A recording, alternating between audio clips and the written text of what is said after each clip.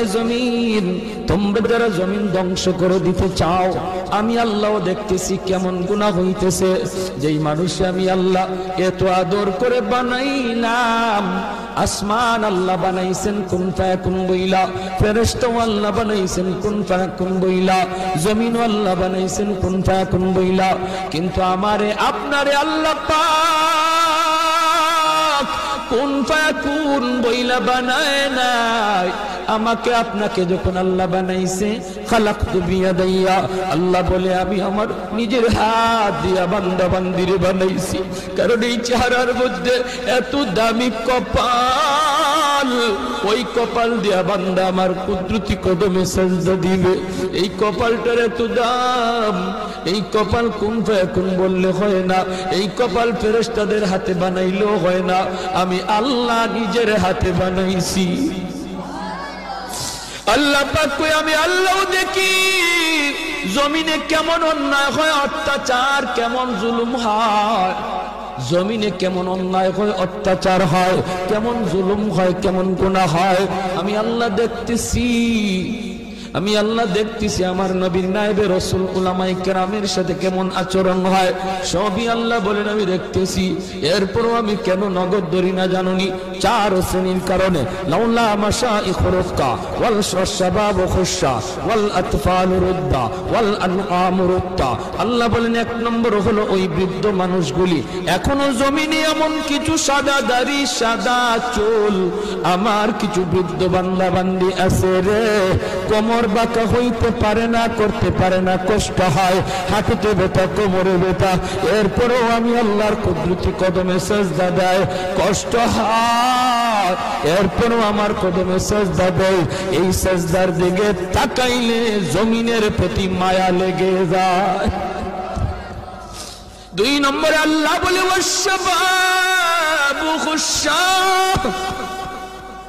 কত যুবক অন্যায় কাজের দিকে দৌড়ায়, নাপাক প্রেম ভালোবাসার দিকে দৌড়ায়, জিনা বেবিচার মদ গাঞ্জার দিকে কত যুবক দৌড়ায়।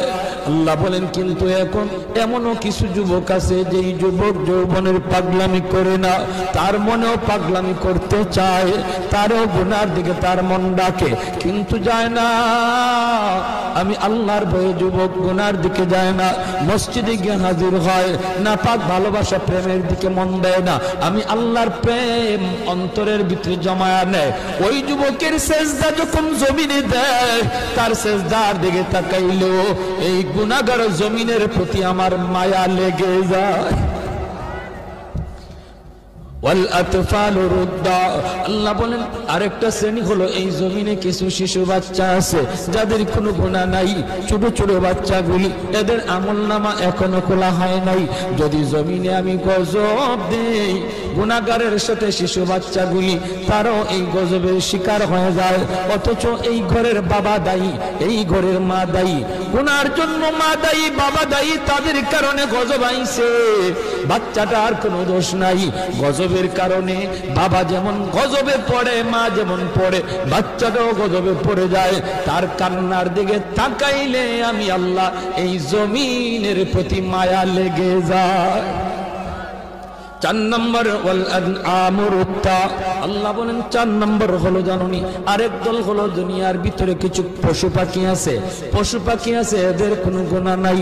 আযাব গজব, আসমানি গজব, জমিনি গজব যদি জমিনে আসে, মানুষের সাথে জীব জানোয়ার গুলিও গজবের শিকার হয়ে যায়, হাঁস মুরগিরাও গজবের শিকার হয়ে যায়, গরু ছাগল গুলা তারাও গজবের মধ্যে পড়ে যায়, অথচ এদের কোনো অন্যায় নাই, ওদের কোনো গুনাহ নাই, এদের দিকে তাকাইলেও জমিনের প্রতি মায়া লাগে। আল্লাহ কো জানুনির জমিন, জানুনির ফেরেশতারা, যদি এই 4 শ্রেণী জমিনে না থাকতো, যেই হারে জমিনের মধ্যে গুনাহ চলছে, যদি এই 4 শ্রেণী না থাকতো, তাহলে আমি কি করতাম? লা জানতুস সামা হাদিদা, আমি আল্লাহ আসমানকে লোহা বানায় দিতাম, ওয়াল আরদা খাফসাফা, জমিনকে আমি তামা বানায় দিতাম, জমিনকে আমি আল্লাহ তামা বানায় দিতাম। লাজালতুস সামাআ হাদিদা ওয়াল আরদা খাফসাফা ওয়াত তুরাবা রামাদা ওয়ামা আনজালতু মিনাস সামাই কাতরা এক ফোঁটা রহমতের বৃষ্টি আমি জমিনে দিতাম না। ওয়ামা আম্বাতু মিনাল আরদি নাবাতা, একটা শস্যের দানাও আমি জমিনে উৎপাদন হতে দিতাম না। বরং বাল আনজালতু আলাইকুমুল আযাবা সাব্বা, ভরপুর করোনা একটা যাবে আরেকটা আসবে, একটা যাবে আরেকটা আসবে, ভাইরাস একটা যাবে আরেকটা আসবে। আল্লাহ যেটা দিতে পারে এর চেয়ে বড়টাও দিতে পারেনি না পারে না। করোনা যেমন শক্তিশালী এর চেয়ে আরো পাওয়ারফুল শক্তি নিয়ে মহামারী আল্লাহ দিতে পারে। আল্লাহ কই যদি এই চার শ্রেণী জমিনে না থাকতো, আমি আল্লাহ পরপর শুধু জমিনের মধ্যে গজব দিতাম। এই চার শ্রেণীর মধ্যে প্রথম দুই দল বৃদ্ধ মানুষ যারা এখনো আল্লাহর কদমে সেজদা দেয়। দুই নম্বর ওই যুবক যৌবনে যে আল্লাহর কদমে সেজদা দেয়। ও ভাইয়েরা বন্ধুরা, জন্য বলি যুবক যৌবনকালে ইবাদত করলে সহজে আল্লাহর ওলি হইয়া যায়। এই গেল তিন দল। চার নাম্বার দল হলো ওই অভাবী মানুষ, গরিব মানুষ। সমাজে যারা গরিব, সমাজে যারা গরিব অভাবী, তাদের জন্য আল্লাহর ওলি হওয়া সহজ। জোরে কন্যা সুবহানাল্লাহ। কেন? কারণ কি? কারণ হলো চার নাম্বার না তো, দুইটা গেল, তিন নাম্বার হয়েছে না? তিন নাম্বার হয়েছে, এরপরে চার নাম্বার। তিন নাম্বার হলো মহিলা জাতি। মহিলা জাতি, মা বোনেরা, তাদের জন্য আল্লাহর ওলি হওয়া খুব সহজ। কেমনে? কারণ হলো মহিলাদের ডিউটি কম, আমল কম, এজন্য তাদের হিসাবও কম। নবী বলেন চার কাজের জিম্মাদার যে মহিলা হয়ে যাবে, যে মহিলা চারটা আমল ঠিক মতো হিসাব দিতে পারবে, সে আল্লাহর তৈরি যে কোনো জান্নাতে প্রবেশ করবে। আইয়ুমা ইমরাতিন ইযা সাল্লাত খামসাহা ওয়া সামাত শাহরাহা ওয়া হাসনাত ফারজাহা ওয়া আতাআত বালাহা। নবী বলেন এক নম্বর হলো সে যদি নামাজি হয়, দুই নম্বর হলো সে যদি রোজাদার হয়, তিন নম্বর হলো সে যদি স্বামীরে মান্না চলে, স্বামীরে মান্না চলে, স্বামীরে খুশি কইরা চলে, স্বামীর অবাধ্য না হয়, স্বামীর অবাধ্য না হয়, চার নম্বর হলো সে যদি পর্দা ঠিকমতো করে। আল্লাহর নবী বলেন জানুনি সে জান্নাতের যে কোনো দরজা দিয়ে ঢুকবে, কেউ উত্তরে বাধা দিবে না। যেরকম সুবহানাল্লাহ। এজন্য মহিলারা, মা বোনদের জন্য আল্লাহর ওলি হওয়া খুব সহজ। যেই মহিলা এই চারটা কাজ ঠিক মতো করে, তার কাছ থেকে দোয়া নিবেন, তার কাছ থেকে দোয়া নিবেন, মায়ের কাছ থেকে দোয়া নেন, মেয়েটার কাছ থেকে দোয়া নেন, স্ত্রীর কাছ থেকে দোয়া নেন। কারণ মহিলাদের দোয়া পুরুষের চেয়ে আগে কবুল হয়।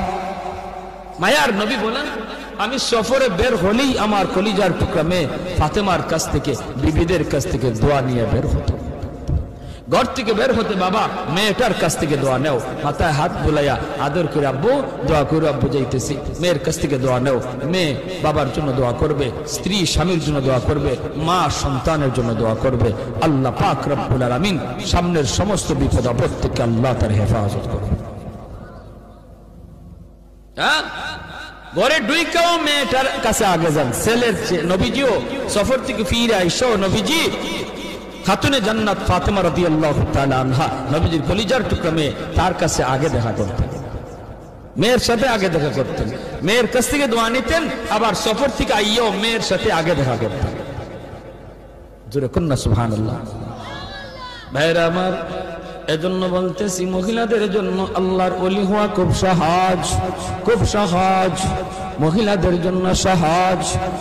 কেন? কারণ তাদের হিসাব কম। সম্পদ কেমনে কামাই করেছো, সম্পদ কোন পথে ব্যয় করেছো, এই জবাব কোন মহিলাকে দেওয়া লাগবে না, পুরুষকে দেওয়া লাগবে, স্বামীকে দেওয়া লাগবে, স্ত্রীকে দেওয়া লাগবে না। স্বামী কেমনে সংসার চালাইলো, হালাল পথে না হারাম পথে, জবাব দিবে স্বামী, মহিলাকে জবাব দেওয়া লাগবে না। এজন্যই রে ভাই, মহিলাদের জন্য আল্লাহর ওলি হওয়া খুব সহজ। চার নাম্বার, গরিব দুঃখী মানুষ, অভাবী মানুষ, তাদের জন্য ওলি হওয়া সহজ। কেন? কারণ ধনী তার সকল ধন দৌলতের হিসাব দিতে দিতে টাইম লেগে যাবে, আর গরিব সম্পদ কম হওয়ায় কম কোটায় হিসাব দিয়া ধনীর 500 বছর আগে জান্নাতে চলে যাবে। ইন্নামাল ফুকারা ইয়াদখুলুনাল আগনিয়া ইয়াদখুলুনাল জান্নাতা ক্বাবলাল আগনিয়া বি500 সানা। নবী বলেন ধনীর 500 বছর আগে জান্নাতে চলে যাবে। এজন্যই তো ওসমান গনি রাদিয়াল্লাহু তাআলা আনহু বলেছিলেন, ইয়া রাসূলুল্লাহ ইয়া হাবিবাল্লাহ, ওগো নবীজি আমি তো আমার সম্পদ ভালো কাজে ব্যয় করেছি, হালাল পথে কামাইছি, আমি তো গরিব দুঃখী এদেরকে সবসময় দান করি, সদকা দেই, অভাবীদের পাশে আমি দাঁড়াই, আমিও কি 500 বছর পরে জান্নাতে যাইমু সম্পদ বেশি হওয়ার কারণে? আল্লাহর নবী বলেন, উসমান রে তুমি আমার জামাই হতে পারো, তুমি আমার মেয়ের জামাতা হতে পারো, কিন্তু আমি নবী নিজের থেকে কিছুই বলি না, আমি যা বলেছি আমার মালিকের ইশারায় বলেছি। তুমি ওসমান আমি নবীর মেয়ের জামাতা হইতে পারো, আশরে মুবাশশারার সদস্য তুমি হইতে পারো রে, তবুও তুমি উসমান গরিবের 500 বছর পরে জান্নাতে ঢুকবা। উসমান নবী কয়, নবী গো কিছুই বুঝি নাই গো। কেন গো নবী, কেন? এমন সম্পদ আমার লাগবে না যেই সম্পদের কারণে আমার জান্নাতে যাইতে দেরি হয়। কোন কারণে? আমি তো হক আদায় করেছি, আমি তো সম্পদের হক যথাযথ আদায় করি। মদিনা নগরে যে অভাব, মানুষ খাইতে পায় না, দুর্ভিক্ষ,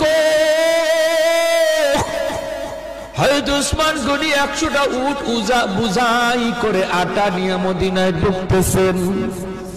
মদিনার ব্যবসায়ীরা মদিনা থেকে বের হয়ে গেছে সন্ধান পাইয়া, রাস্তায় যায় উসমান আটাগুলি আমাদের কাছে তুমি বিক্রি করো, আমরা মদিনার বাজারে নিয়ে একটু ব্যবসা করব।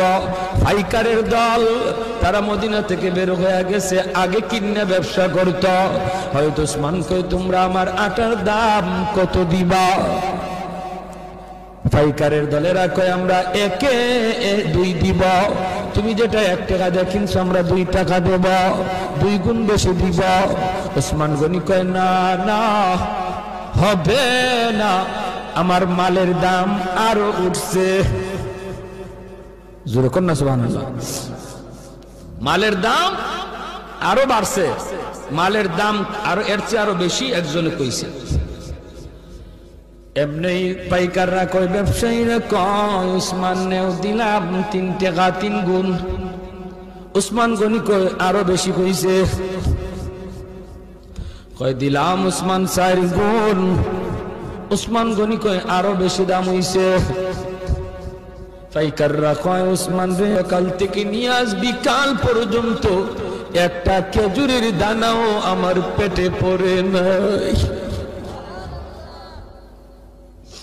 আল্লাহ নবীর চোখ থেকে দর দর করে পানি পড়ে নবী কাঁদবেন। মদিনার মসজিদে নববীর ভিতরে কান্নার রুল পড়ে গেল।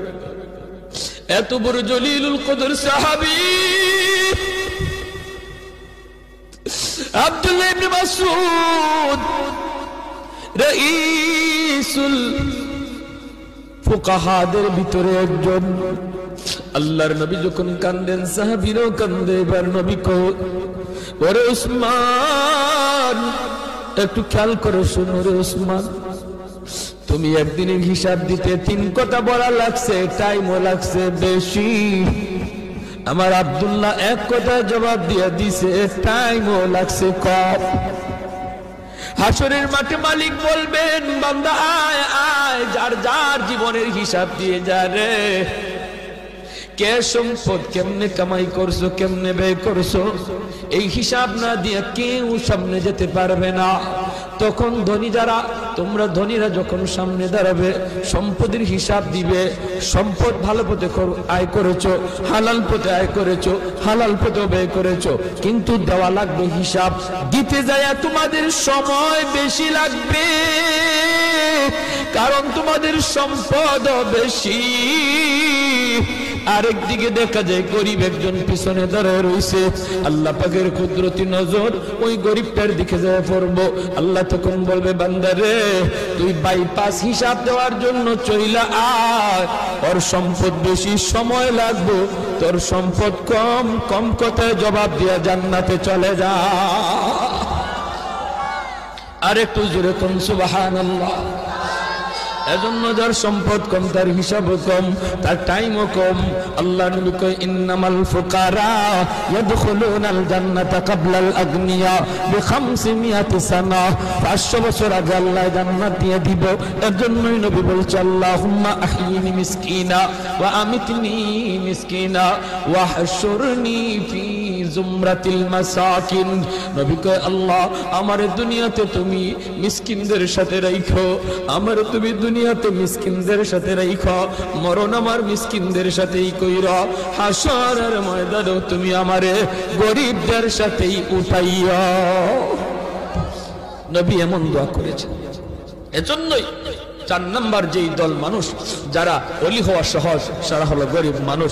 ওই গরিব মানুষটা যখন ফজরের সময় উঠে হাল চাষ করতে যাবে, যদি একটু ইয়াদ করে, আল্লাহ আল্লাহ তুমি আমার সুস্থ রাখছো বিদায় আমি এখন হাওড়ে যাইতেছি, মালিক তোমার হুকুমটা পালন করতেছি, আজান হইতেছে ফজরের, হাল চাষে পড়ে যাও, আগে তুমি ফজরের নামাজটা পড়ে নাও। আল্লাহর কাছে এত প্রিয়, ধনী লোকটা দান করে যেই সব পাইব, ওই সব আল্লাহ পাক তুমি যে অন্তর থেকে খালি নিয়ত করছো, হায় রে আমার যদি এত টাকা থাকতো আমিও দান করতাম, আল্লাহ ধনীর সমান সব তোমার আমল নামায় দিয়ে দেবে।